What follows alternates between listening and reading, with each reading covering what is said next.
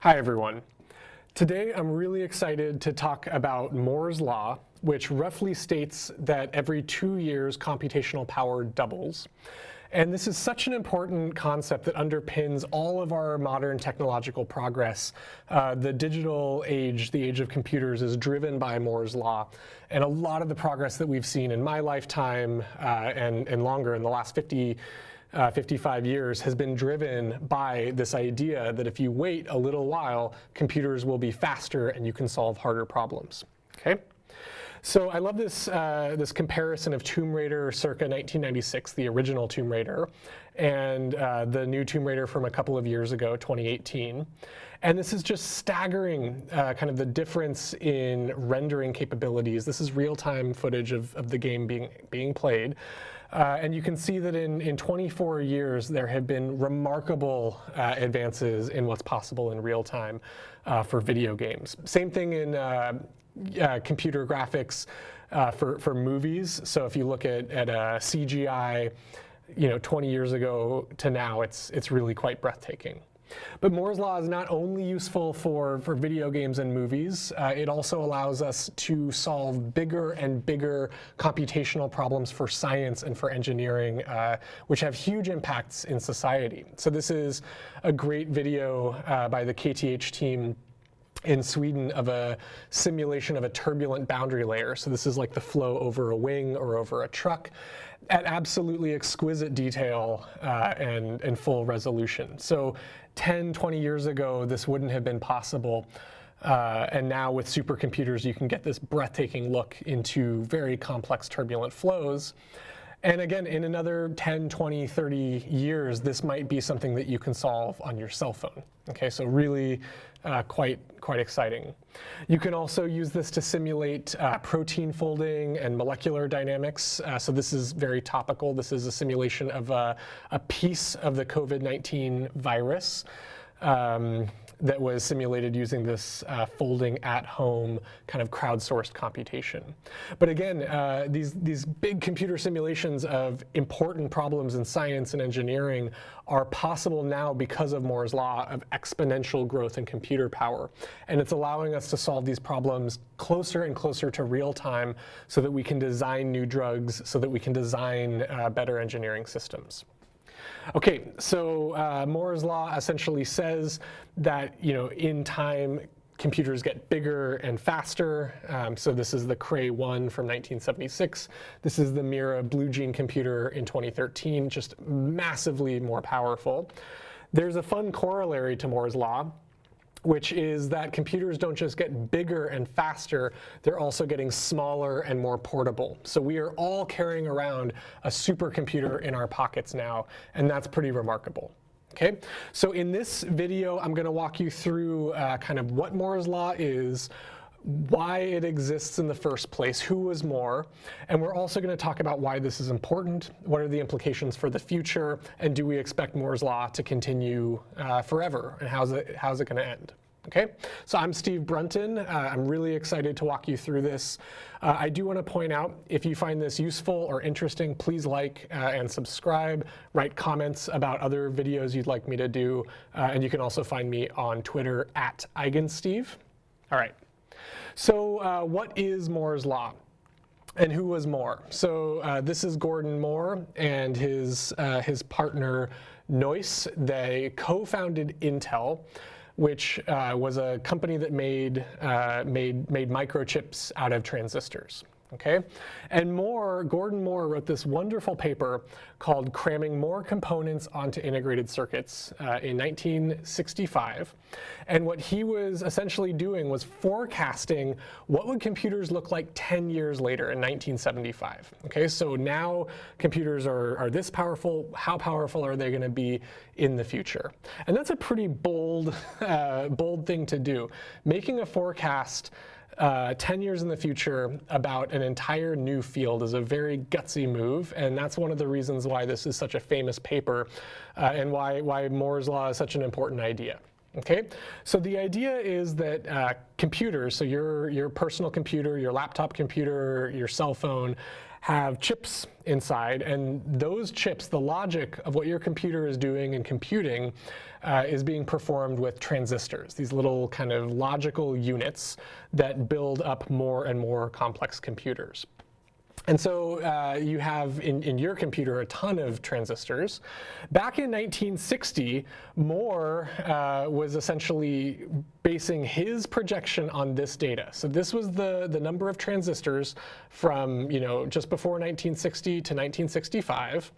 And what Moore said was that computers are going to keep, the number of transistors is going to double every year for the foreseeable future. Okay, so this is when Moore's law was defined with this little amount of data, and this is how Moore's law has actually progressed over the last decades. Okay, and so I think this is pretty remarkable. Is with this small amount of information, Moore made this observation that computer power was not going to grow linearly. It was not going to grow any other way except for this exponential growth. This is in a log coordinates, so you can see that every certain amount of time the computer power is doubling. Now, originally he said that computer power would double every 1 year. In 1975 he revised that to every 2 years. So you got to give him that fudge right there, that fudge factor that he had to recalibrate the slope of this line so that he said that Moore's law grows, computers double every 2 years. Okay, still an extremely remarkable prediction. The name Moore's law was coined by Carver Mead at Caltech. And I think it's kind of funny that Gordon Moore's name is a big part of the reason why I think this is so catchy. If it was Gordon Less's law just doesn't have the same ring to it, when the whole point is that if you wait longer, you get more. Okay, so that's one statement of Moore's law, and it has been true for a long, long time, actually. Even if you go way back to kind of the mechanical era of computations, so some of these are pretty interesting. So analytic engines, tabulators, the IBM tabulator, the Colossus, the ENIAC, and so on and so forth. There is this kind of growth of complexity of computation that has, roughly speaking, followed this exponential trend for a long time. And that's pretty cool. Something else I like to point out, there's other ways that you could phrase Moore's law. There's a lot of ways of saying this. You could say that every 2 years, computer power doubles. That's kind of the most general way that I like to think about it. The specific language of the original Moore's law was that every so often, the transistor density is going to double. So you're going to pack more transistors in the same surface area of a chip. That's another way to say it. You could also say that one formulation of Moore's law is that every 2 years, the cost of a given amount of computer power is cut in half. So the cost of computing goes down at a given amount of computing power. The cost gets cut in half every 2 years. And these are all very valid statements of Moore's law that I think you should be aware of.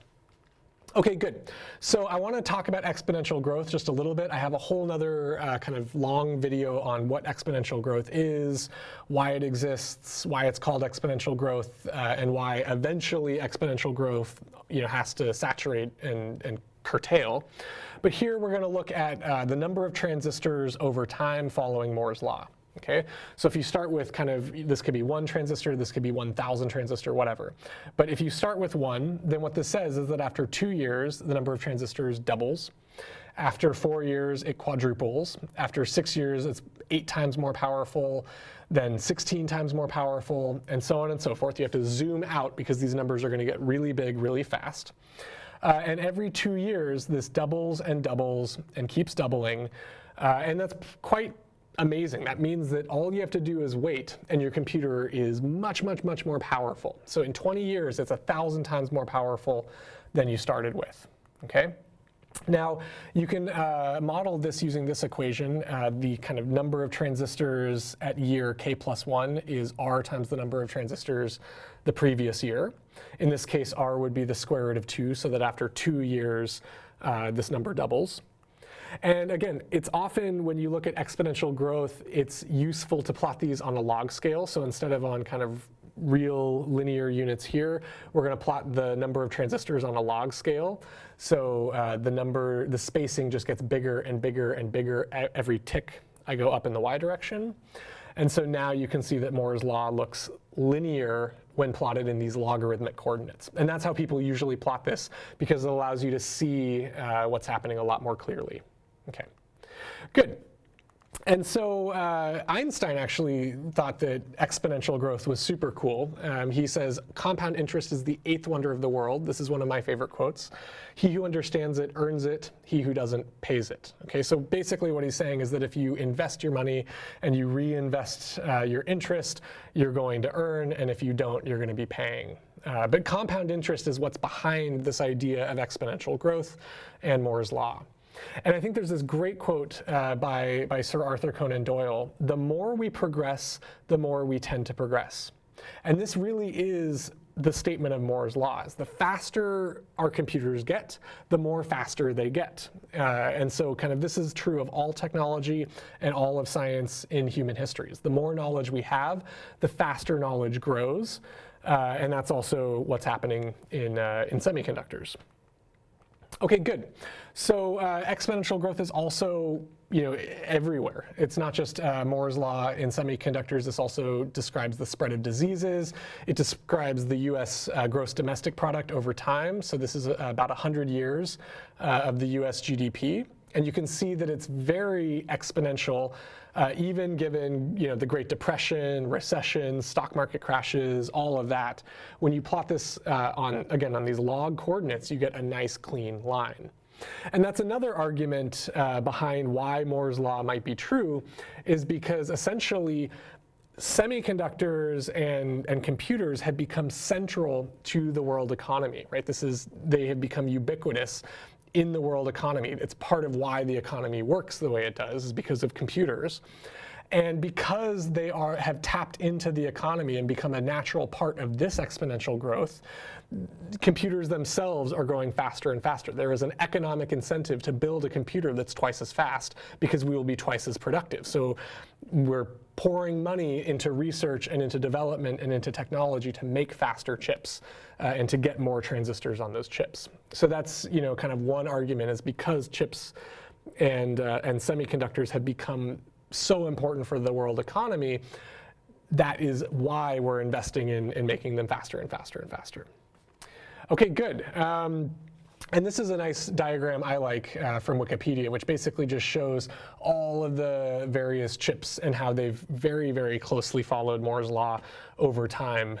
More and more and more transistors in these chips. Pretty impressive. Okay, so at this point, I want to just zoom out and remind you why this matters. Okay, so yeah, computers are getting faster, and of course, this allows us to do digital communication. So for example, you're watching this video on YouTube. It was massively compressed by YouTube's algorithm, and it is being decompressed in real time so that they can send it to you over the internet. And you're watching this either on your computer or on your phone or whatever, but whatever device you're watching this on is doing this incredibly sophisticated decompression in real time so that you can watch this. Okay, so all of our digital communications, Netflix, YouTube, all of it is really relying on fast computers that you can fit in the palm of your hand. Okay, from my perspective as an engineer and as a scientist, is that we want to solve bigger and bigger technological problems. So I showed you that protein folding and that fluid simulation. We want to be able to solve more and more sophisticated problems, and we want to be able to solve them faster.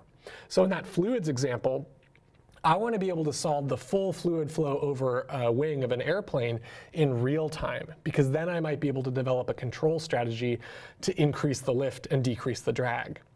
Now, at this point, we are decades, maybe more than 100 years away from being able to solve that level of fluids problem in real time.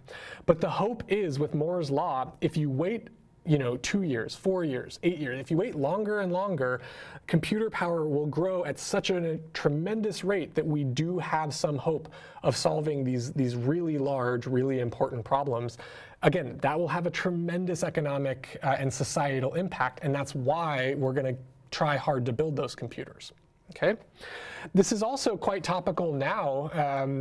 Artificial intelligence and machine learning is growing at an incredible rate because computers have finally become powerful enough that they can learn these incredible rules to play games, to beat humans at Go, to learn how to drive a car without a human. Right? There's incredible advances in machine learning, and there's more advances to be had because computer power is allowing us to solve these increasingly sophisticated problems. Okay, so Moore's law is super relevant for us in our daily lives. For digital communication, for streaming TV. It's also important for society and for industry and for technology to develop new technologies. And it's having profound impacts in areas like scientific computing and machine learning. And so I think there's some pretty interesting forward-looking ideas about Moore's law that I want to walk you through. Okay, so this is kind of a neat diagram of Moore's law over time from Wikipedia, from electromechanical to relay computers to vacuum tubes, transistors, integrated circuits, and so on. Okay, and you get this nice log linear. Now, if you kind of zoom out and extrapolate into the future, so what might the future hold, then you get some pretty interesting thought experiments. So if Moore's law keeps going and going and going for another 10, 20, 30, 40 years, for another 100 years, at what point do our computers become as smart, as powerful as our brains, as powerful as an insect brain, as powerful as a mouse brain, as powerful as a human brain? And at what point do they become as powerful as all human brains?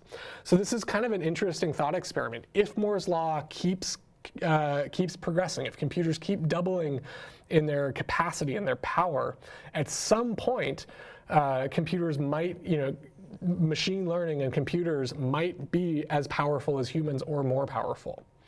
And so this is what Kurzweil calls the law of accelerating returns. This is very similar to what Sir Arthur Conan Doyle said about the more knowledge we have, the faster that knowledge grows.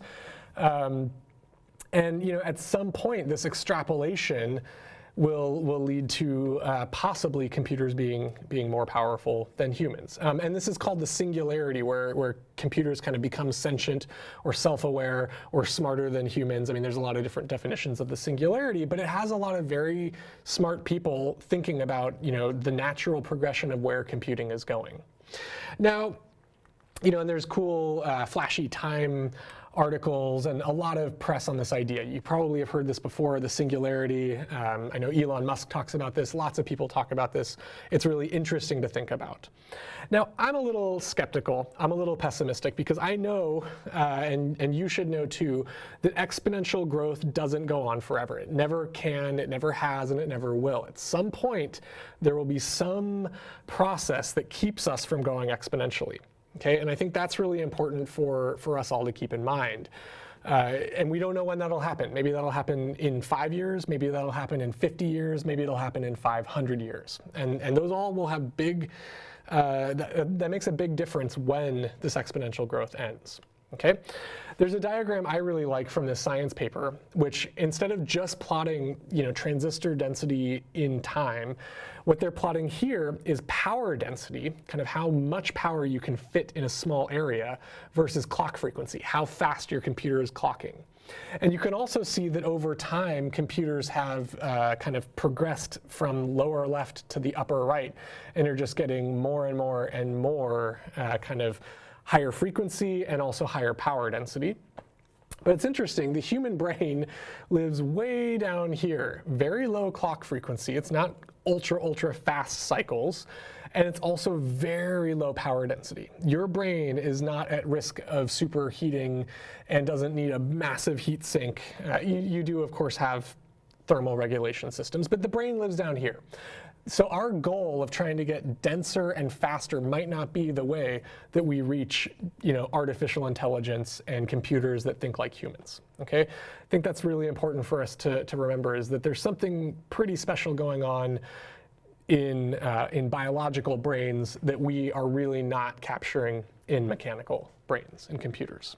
Okay, and I also want to point out just this absurdity of extrapolation. Okay, so extrapolating computer growth 100 years in the future is kind of an absurd idea. Okay, so this is one of my favorite diagrams. This is from The Economist, and it's called blade running. And it's the number of blades per razor system over time. Okay, so the last 100 years has seen tremendous advances in razor blade technology, from a single razor on your razor blade to 2 razors, to 3, the Mach 3, to the Quattro, right? So razors have gotten much, much better in the last 100 years. But if you fit an exponential to this and you project forward into the future, you get absurd conclusions that by the year 2100, you will have trillions, maybe, of blades on your razor blade. And that doesn't seem very reasonable. Okay, so extrapolation is dangerous. Another paper, I just absolutely love this, not this Nature paper, but the rebuttal to this.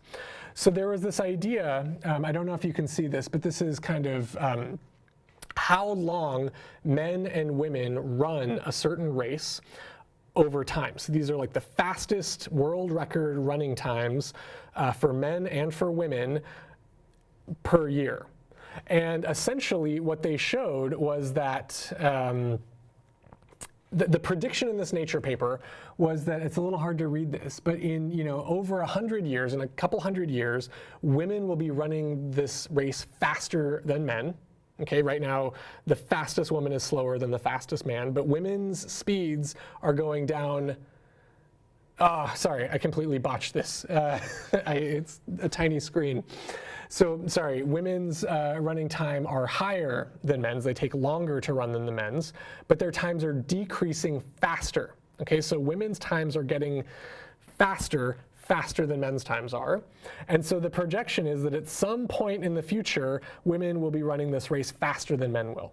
Okay, that may very well be true, but there were essentially comments in the rebuttal to this Nature paper that said that if you project even farther into the future, 2600, the year 2600, the really remarkable fact is that both men and women will be running this race in negative time, in less than 0 seconds. Okay, so that's this kind of sprint research. They omit to mention, however, that according to their analysis, a far more interesting race should occur in about 2636, when times of less than 0 seconds will be reached. I love this rebuttal, but it points out the absurdity of extrapolating models too far into the future. Okay, yes, this data looks relatively linear right now, but at some point, presumably this trend will have to end. Okay, and of course, we can model this using our original growth equation.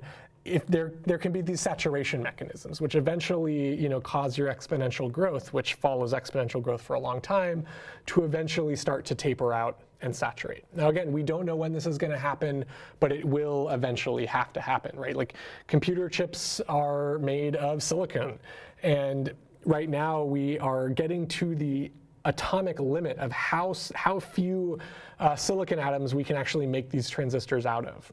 Okay, and so there have been a lot of predictions for a long time. For most of my life, people have been predicting, when is Moore's law going to end? Is it going to end in 10 years? Is it going to end in 20 years? Moore himself has proposed that Moore's law will end at some point, and then he revised that to 2025 about 5 years ago. So it's really a question of when, not if. Okay. And it's already starting to happen in some sense. So if you look at kind of the single thread performance, it is starting to taper off. Okay, that's certainly true.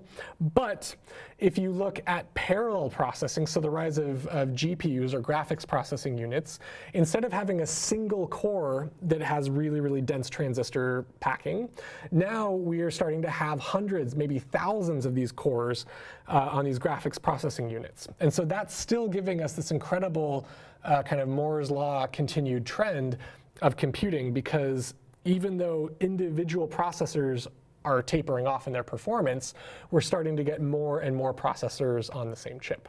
Okay, and I think this is a really nice diagram.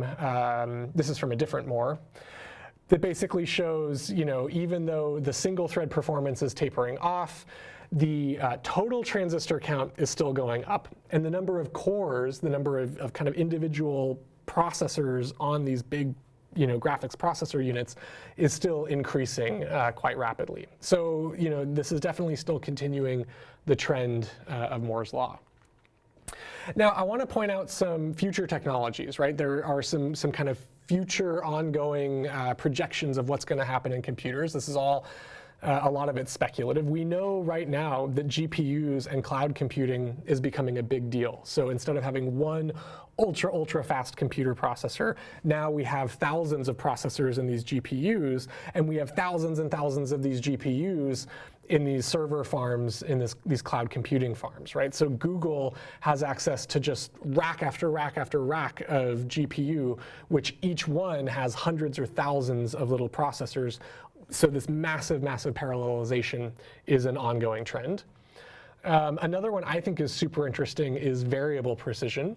So lots of computer problems, lots of the problems you're going to be solving on your computer, they don't have to be solved to the ultra high precision that your computer processor is built to be working at. This is already being used in video games when they realize you don't need double precision information about how to render a scene. Single precision is fine. People can't tell the difference. And so variable precision, figuring out when you need more precision and when you need less, can massively speed up and improve computational algorithms. Probabilistic computing is a huge area that is currently being developed. So there are some algorithms that don't scale well with Moore's law. These are like non-polynomial time algorithms that are just really hard, like knapsack problem, the traveling salesman problem, solving a game of chess. These are all really hard. Sudoku actually is an NP hard problem to solve that game. But we're coming up with algorithms that don't deterministically solve a problem. They probabilistically solve a problem. And with very high probability, they can reach a solution that is nearly optimal, but in an algorithm that scales very favorably with Moore's law. So that's super exciting. We're also getting into the era of quantum computing. So instead of solving a problem, using these kind of deterministic steps like a traditional computer does, quantum computing may allow us to solve very hard, kind of NP hard problems, in one shot. Photonic computing is a really big one. So again, transistors are based on kind of electrons moving through wires in your computer, and that causes things to heat up, and there's resistance, and there's limits on how small and how fast you can make these things before they get hot. Photonic computing doesn't suffer from a lot of those problems, and so there's a lot of research going into computing with light instead of with electrons. There's also really interesting advances in neuromorphic computing, so trying to do things more like how biology does them. So for example, your retina, the cells in your retina aren't acting like a CCD in a camera. They're not acting like a microchip. They are collecting information, and when they get enough information, they fire. Okay, and they only fire when they need to fire. So can we make computers that only communicate and only process when they need to, when they have enough information that they're needed? That's a really interesting idea. All of these are going to change how we perceive Moore's law in the next 10, 20, 30, 40 years. Okay? And so we've talked about Moore's law, how you have this kind of exponential growth of computer power. We've talked about this corollary of Moore's law, that computers aren't just getting bigger and faster, they're getting smaller, more portable. They have sensor systems on board. We all have them in our pockets. There's something I want to point out is that we still have a lot to learn from biology. So the insect brain is pretty powerful. And it's not growing exponentially over time, yet the insect is able to handle very complex simulation and control kind of problems, right? It's flying through very complex flow fields, and it's doing just the right thing to live its life. It's really quite amazing what biology can do with relatively limited resources. And so just relying on Moore's law and brute force and bigger, stronger, more powerful computers is not always the way to go. Sometimes we want to finesse the solution. Sometimes we want to learn how to do things with less. And I think that's a pretty important takeaway. So I love Moore's Law. I think it's just amazing to watch the progress of computation in my lifetime. I'm looking forward to what my kids see in their lifetime with this progressing computer power, with what it's enabling in scientific computing, in machine learning. And I think there's pretty important implications for just kind of society in general. So I want you to be thinking about exponential growth. I want you to be thinking about kind of the past decades of computer and what the future might hold. All right, thank you.